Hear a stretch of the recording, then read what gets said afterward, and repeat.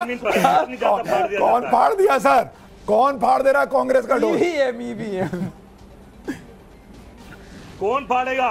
सबको पता है, आप सब हंस रहे, सबको पता कौन फाड़ रहा है। कहने की बात थोड़ी है। पिछले 10 साल में जिस तरह से लोकतंत्र को लूटा जा रहा है, आज सब कह रहे हैं कि कांग्रेस जीतेगी, कांग्रेस आ रही है, और फिर ढोल फटवा रहे हो आप हमारा। चलो, ये तो हमारा नहीं, देश का ढोल फट रहा है। सर मैं आपको बता दूं बड़ी खबर, जुलाना सीट से विनेश फोगाट पीछे, 2100 वोट से विनेश फोगाट पीछे हो गई हैं। वो विनेश फोगाट जिन्होंने अपने 100 ग्राम वजन के लिए भी देश के प्रधानमंत्री को, उनकी सरकार को जिम्मेदार बता दिया था। बड़े बड़े झूठ बोले उन्होंने। अब वो खुद अपनी सीट पर, विनेश फोगाट जुलाना सीट से पीछे चल रही हैं। 2100 वोट से विनेश फोगाट फिलहाल पीछे हो गई हैं। योगेश बैरागी बीजेपी के जुलाना सीट पर आगे हो गए हैं। खैर चुनाव है, ऊपर नीचे लगा रहेगा, अभी आपको इस पर अपडेट देता रहूंगा। लेकिन ये पूरा मुकाबला बॉस बहुत दिलचस्प हो गया है और पूरा मुकाबला खुला हुआ दिख रहा है। हमारे साथ अवनिजेश अवस्थी भी जुड़े हुए हैं। अवनिजेश भाई, हरियाणा में जो हो रहा है, आपको इसकी उम्मीद थी? सुशांत, देखो एक बात बड़ी साफ सी है कि जिस तरीके से पूरा नैरेटिव एक चला कि हरियाणा में कांग्रेस की सरकार बन रही है, प्रचंड बहुमत से बन रही है, कल तो यहाँ तक आया एग्जिट पोल के बाद कि 70 सीटें तक मिल सकती हैं और बीजेपी जो है 2, 3, 4, 5, 7, 10 के आसपास ठहर सकती है। ये आप आज देखिए कि हरियाणा की जनता के भीतर का अंतर्मन, उसको पकड़ने में तमाम सर्वेयर्स, तमाम बाकी लोग जो पोलस्टर्स हैं, वो पूरी तरह से विफल रहे हैं।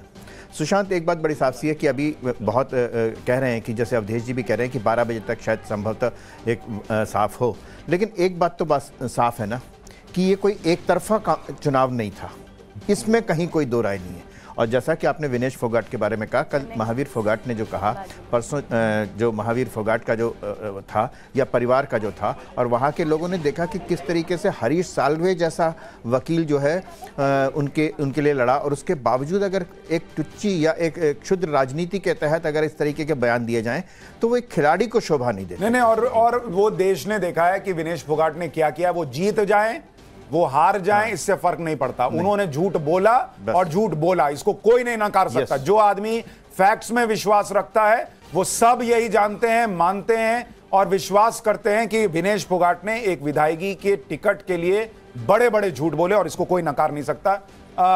इस बीच हमारे साथ उमाकांत लखेरा भी जुड़ गए हैं, सीनियर पत्रकार हैं। उमाकांत जी, जम्मू कश्मीर में नेशनल कॉन्फ्रेंस लगातार बढ़त बनाए हुए 50 सीटों पर, और हरियाणा में बड़ा उलटफेर होता दिख रहा है। इन दोनों पर आपकी राय, आपको उम्मीद थी ऐसे रुझानों की? देखिए, जम्मू कश्मीर में तो बहुत स्थिति बहुत साफ थी कि जो वैली है वहाँ भारतीय जनता पार्टी बहुत कमजोर विकेट पर है, और जो जनाधार का सोशल जो सामाजिक जो जनाधार है, उस जनाधार के मामले में बीजेपी को भी ये पता था और जम्मू कश्मीर की आवाम को भी ये पता था। देखिए, भारतीय जनता पार्टी का जो मुख्य जनाधार है वो जम्मू रीजन में है, और ये जो डिलिमिटेशन ऑफ सीट्स हुई हैं उसमें 6 सीटें बढ़ोतरी जम्मू में हुई हैं और काफी उलटफेर वहाँ की सीटों पर हुआ है। तो एक सीटों का समीकरण भी इस तरह से हो गया वहाँ जम्मू में कि उससे भारतीय जनता पार्टी को हिंदू बहुल 28 सीटें हैं जम्मू रीजन में, तो वहां उनको निश्चित रूप से फायदा होना था। इसलिए कि कांग्रेस ने जो जिसको कहते हैं जो कोशिश करनी थी, जो वहां पर मेहनत करनी थी जम्मू रीजन में, वो उतनी कर नहीं पाई, और भारतीय जनता पार्टी का जो संगठन है वो संगठन मजबूत था। हरियाणा में देखिए, क्योंकि नेक टू नेक फाइट है, तो अभी कोई भी समझदार आदमी या समझदार विश्लेषक किसी नतीजे पर नहीं पहुंच सकता है। कोई भी 400 से पीछे आ सकता है, 300 से पीछे आ सकता है कांटे की टक्कर में, क्योंकि देखिए कांटे की टक्कर है। कांटे की टक्कर में अभी बैलेट पेपर जो बैलेट से आए थे, जो डाक से जो मत आए थे, उनकी गिनती हुई 9 बजे तक वो खत्म हुआ। उसके बाद 9 बजे बाद जनरल जो ईवीएम मशीनें वो खुली हैं, और ये कॉम्प्लेक्स सिचुएशंस है हरियाणा की। बिल्कुल, हरियाणा को लेकर आप ये मानकर चलिए कि अभी कुछ भी हो सकता है, उलटफेर की गुंजाइश बनी हुई है। कोई इसको फाइनल रिजल्ट ना माने। जैसे कांग्रेस 58 पर थी, गिर के 36 पर आ गई। ऐसा नहीं है कि बीजेपी 49 से 36 नहीं आ सकती, क्योंकि कई सीटों पर बहुत क्लोज फाइट है। इसलिए जगदीश भाई, ढोल अभी फटा नहीं है, थोड़ा इंतजार कीजिए। अभी भी तस्वीर जो है वो बदल सकती है। उम्मीद का दामन थामे रखिए।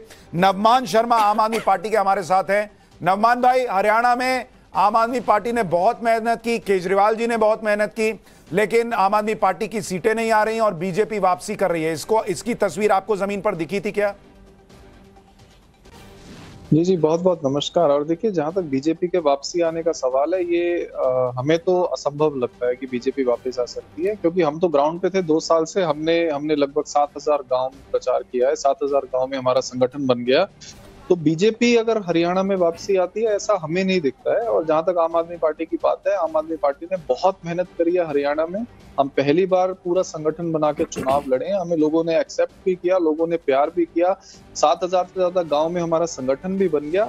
हमें ये उम्मीद है कि हम एटलीस्ट विधानसभा में एंट्री करेंगे और आगे का रास्ता जो है और मजबूती से तय करेंगे।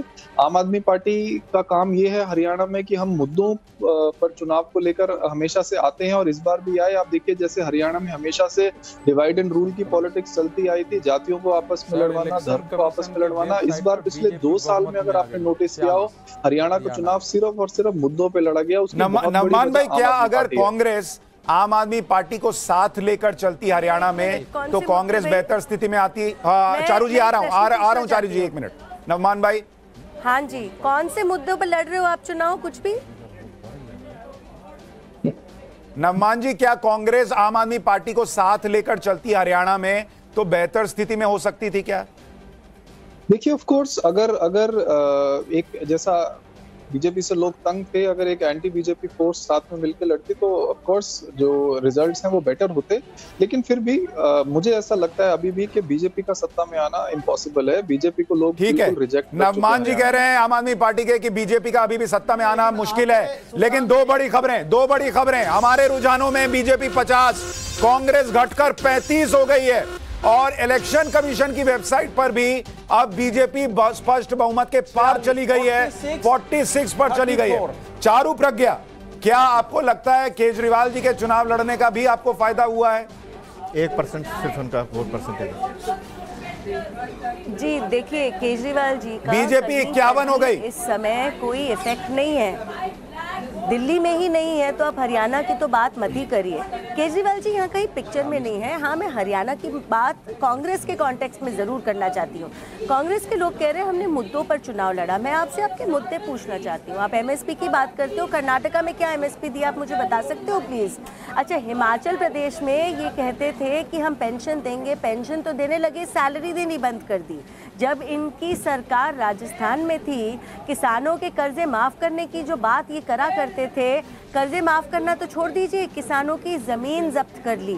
तो ये है कांग्रेस का ट्रैक रिकॉर्ड। तो आप कौन से मुद्दों पर चुनाव लड़ते हैं ये बताइए। आपके सामने भारतीय जनता पार्टी है, हाँ जीत हार लगी रहती है चुनाव में, लेकिन उसके बावजूद सारे देश को ये पता है कि हमारे मैनिफेस्टो में अगर हमने कोई वादे किए हैं तो वो पूरे होंगे। ये हरियाणा में तो बीजेपी का आंकड़ा रुक ही नहीं रहा। हरियाणा में बीजेपी 52, कांग्रेस घटकर 33 हो गई है। BJP 52, all time best performance BJP का अभी तक का हरियाणा के अंदर दिख रहा है। और अन्य के खाते में 5 सीट, जेजेपी 0, आम आदमी पार्टी 0। आप देखिए, बीजेपी ने गजब का परफॉर्मेंस कर दिया है।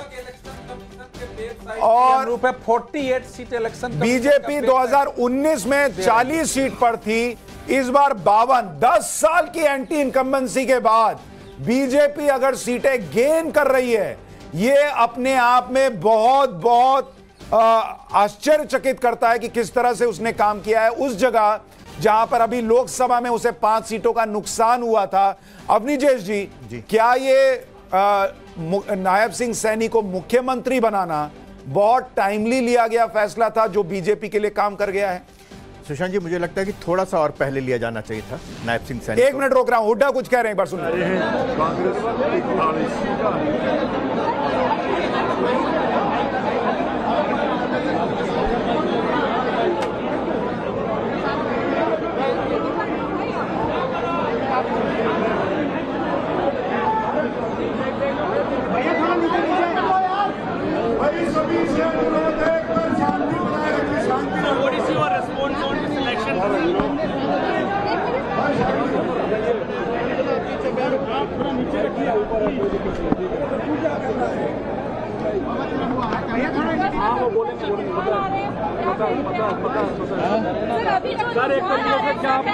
जो रुझान आ रहे हैं उसके अनुसार कांग्रेस की सरकार बनने जा रही है। नहीं वो तो अभी 2 राउंड 3 राउंड हुए हैं, वो जितने रिपोर्ट जाती है उतने सारा जो खबर आई है कांग्रेस की बहुमत आ रही है। 10 साल के बाद क्या कांग्रेस पार्टी उत्तर भारत में वापसी कर रही है? 10 साल के बाद? हाँ, 10 साल के बाद क्या कांग्रेस की सरकार बनने जा रही है। जो ट्रेंड सर चल रहे हैं उसमें बीजेपी खेमे से कहा जा रहा है कि बढ़त बनाएंगे। कहीं नहीं बढ़त बनेगी। आप देखना नतीजा है कांग्रेस का जो ट्रेंड आ रहा है वहाँ कांग्रेस का ज्यादा बहुमत आ रहा है। हजारों लोग नारा लगा रहे हैं भूपेंद्र सिंह हुड्डा जिंदाबाद मुख्यमंत्री के तौर पर आपको देखना चाहते हैं। ये पार्टी फैसला करती है। क्या सपोर्ट बीजेपी के बड़े लीडर जो है पिछड़ते हुए नजर आ रहे हैं, बीजेपी के बड़े लीडर पिछड़ते हुए नजर आ रहे हैं। कांग्रेस की सरकार बनने जा रही है भाई। सर आपको किसी अलायंस की जरूरत पड़ेगी या कांग्रेस यानी कांग्रेस अपनी मेजोरिटी लाएगी? सर फुल फ्लैग मेजोरिटी वाली कांग्रेस की सरकार बनेगी, पूरी उम्मीद है आपको? हाँ, कह तो जगह कितनी बार कह रहा हूँ। Sir credit goes to Rahul Gandhi and Bhupinder Singh Hooda ji only. Credit goes to party, Rahul Gandhi ji, Mallika खड़गे ji, Priyanka ji, and all leaders of the Congress. So what's your And real credit goes to the people of Haryana. What will be your priority, sir, after the fall government? What will be your priority? How many questions will you ask? You ask one question. There are others also. Sir काफी रुझानों में close contest नजर आ रहा है, ऐसा expected था क्या? नहीं था, जहाँ कहीं क्लोज है कहीं है, लेकिन Congress is getting majority. Sir आपके लिए नतीजे आने वाले हैं, जो नतीजे अभी दिख रहे हैं? नतीजे मेरे को मालूम है कांग्रेस की सरकार बनने जा रही है।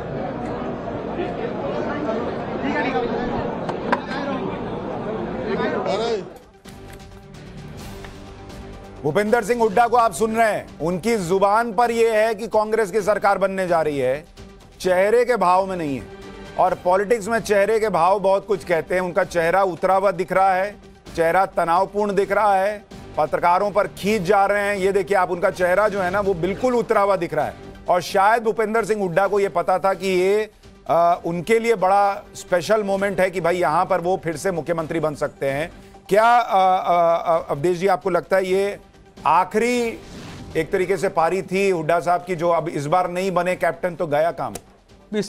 उनको भी पता है कि ये मेरी आखिरी पारी थी और आला कमान ने उनको खुला हाथ दिया था। शैलजा जी के विद्रोह के बावजूद वो जिसको चाहे टिकट दिया, आम आदमी पार्टी से सेंटर चाहता था।